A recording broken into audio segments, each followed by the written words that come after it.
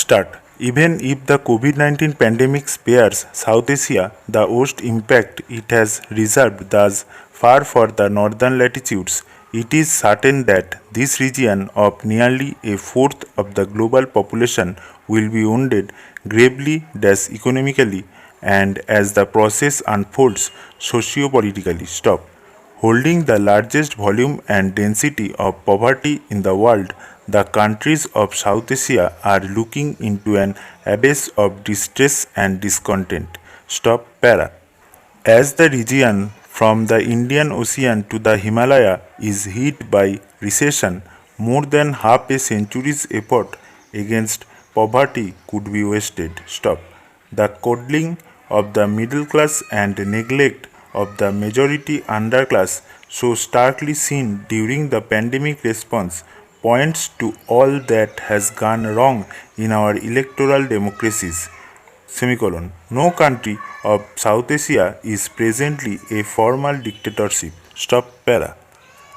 Amidst our separate insularities, South Asians should take the pandemic as a wake-up call beyond public health, on ills ranging from plastic pollution to global warming, extinction of species, hijacking of the commons, dirty water, toxic air, a weakening of the welfare state, infrastructural exceptionalism, and the rapid conversion of our demographic diversity into the worldwide sameness of a suburban mall. Stop para.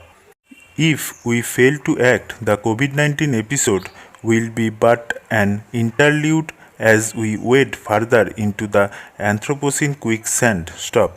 You can see the return to within single quote normalcy in the aircraft tracking apps that show China's airways bustling once again as they were before the coronavirus radiated out from Wuhan. Stop para. As a dire telegram sent by Earth to humanity, COVID 19 has laid bare the demagoguery that marks the democracies of South Asia. Stop. The response of the regimes has been to entrench themselves further, and they are shifting blame on malgovernance to the pandemic even as they tighten state control through surveillance, repressive laws, and radical populism backed by ultranationalism. Stop para. The public fear of the virus is allowing presidents and prime ministers to press on with top-down rule, whereas the lockdown should be the time to generate momentum towards federal devolution and Gandhi's empowering within single quote Gram Swaraj dash a term that must be revived without a sense of embarrassment. Stop para. In Sri Lanka, President Gotabaya Rajapaksa takes advantage of COVID 19 to grant pardon to a war criminal. Stop. In Pakistan, the army has Prime Minister Imran Khan against the ropes, and Nepal's political class uses the pandemic for political adventurism, and Prime Minister K.P. Sharma Oli engages the military to carry out key COVID 19 tasks from buying protective gear to contact tracing. Stop. The virus has solidified the foundation of Sheikh Hasina's one party rule in Bangladesh. Stop para. India's continent-sized polity craves federalism, but COVID-19 has energized Prime Minister Narendra Modi's centralizing mission. Stop. His Hindutva-backed, Pakistan-focused ultranationalism creates a wave of control that strengthens Mr. Modi but weakens India. Stop.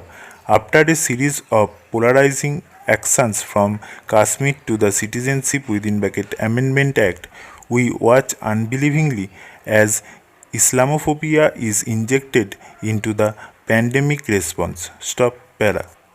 The majoritarian attitude exhibited by the state, mass media and social media towards India's 200 million Muslims will before long transfer to the Dalit, tribal and Adivasi communities and the underclass as a whole. Stop. The anti-poor imperiousness seen in the demonetization of November 2016 was evident also in the 4-hour notice given for lockdown on the night of March 23 in a country of more than 350 million workers, many of whom are internal migrants. Stop. Since Mr. Modi sans unrehearsed encounters, journalists and academics are not able to challenge him about the fabric of India that is tearing. Stop para. The reason to talk at length about India within South Asia is that the country comprises much of the region by population and geography. Stop. Further, the actions and the omissions of India impact each neighbor. Stop. While all the other capitals have adversarial positions vis-a-vis New Delhi, however, it is also true that modern India has been aspirational for neighboring societies that till now that is stop para. The trajectory of India with its galloping centralization removes governance from the people's reach. Stop. There was a time decades ago when New Delhi's messaging was limited to promises of within single quote roti, kapra or makan, but ever more populist slogans were required to maintain command. Stop. Hence, the strident Hindutva-laced nationalism, which can only divert attention of the huddled masses, not spread prosperity nor social justice. Stop para. In both India and Pakistan, the two large countries of South Asia, ending insensitivity and inefficiency in governance require power and agency to pass to the provinces/states. Stop. Self-correction is only possible in smaller, developed polities. Stop. As has been seen during the ongoing crisis, the states of India have risen to the occasion and are seen to be more caring for the simple reason that they are closer to the ground and more accountable. Stop.